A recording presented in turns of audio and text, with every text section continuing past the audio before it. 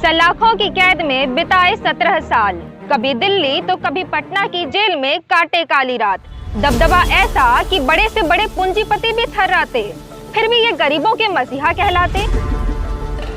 नमस्कार, आप देख रहे हैं एसएम न्यूज का लाइव नामा शो। आज हम बात कर रहे हैं एक ऐसे शख्स की जिसकी जिंदगी कभी सलाखों में रही है तो कभी मीडिया की सुर्खियों में। जी हाँ, हम बात कर रहे हैं पप्पू यादव की, जो कि इस कोरोना काल में भी गरीबों के मसीहा कहला रहे हैं। आपको बता दें कि इस दिलदार मसीहे की पृष्ठभूमि बड़ी ही रोचदार है। फिर देर किस बात की, आइए जानते हैं कानून के जघन्य अपराधी और गरीबों के मसीहा के पृष्ठभूमि को, उनके जीवन से जुड़े कुछ खास अध्याय को।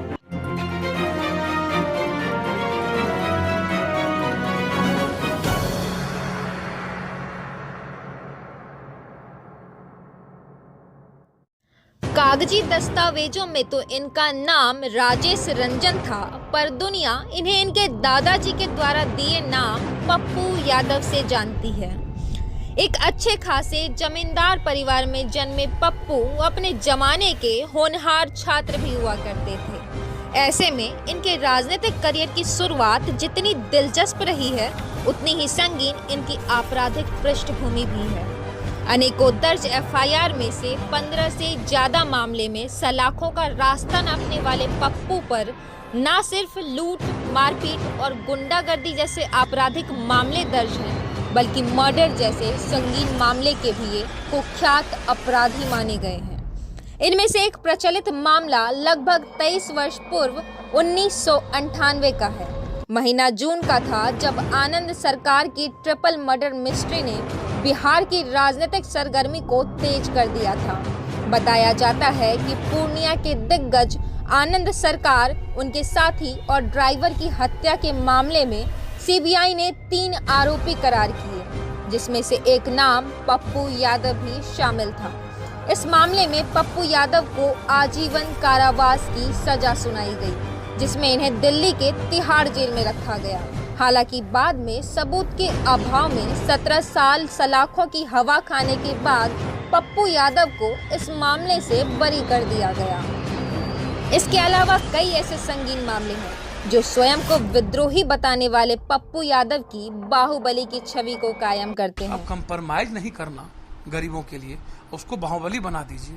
किसी अन्याय के खिलाफ बोलना बाहुबली होना, किसी बुराइयों के खिलाफ लड़ना। मैं यदि मेडिकल डॉक्टर को कहा कि आपको 10 बजे पब्लिक को बैठिए और जो 80 रुपया आपको लगते हैं तो आप 90 रुपया लीजिए, आप 500 क्यों लेते हैं?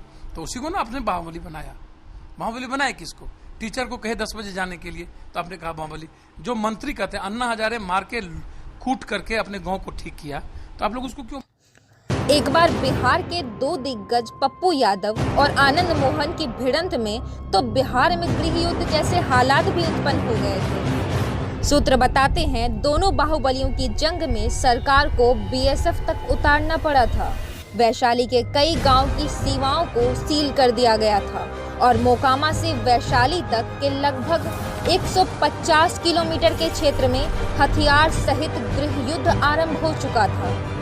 यह तो था राजेश रंजन उर्फ दिग्गज बाहुबली पप्पू यादव की हिस्ट्री का एक छोटा सा पार्ट। वहीं अभी हम पप्पू यादव के एक दूसरे स्वरूप, जो अभी काफी चर्चाओं और सुर्खियों में है, उसकी बात करें तो अभी पप्पू यादव को लोग मसीहा का नाम दे रहे हैं। वहीं यदि हम पप्पू यादव के इस दूसरे नाम अर्थात मसीहा नाम के पीछे की हिस्ट्री और मिस्ट्री को देखें तो यह नाम पप्पू यादव के व्यक्तित्व और छवि पर काफी सटीक भी बैठता है।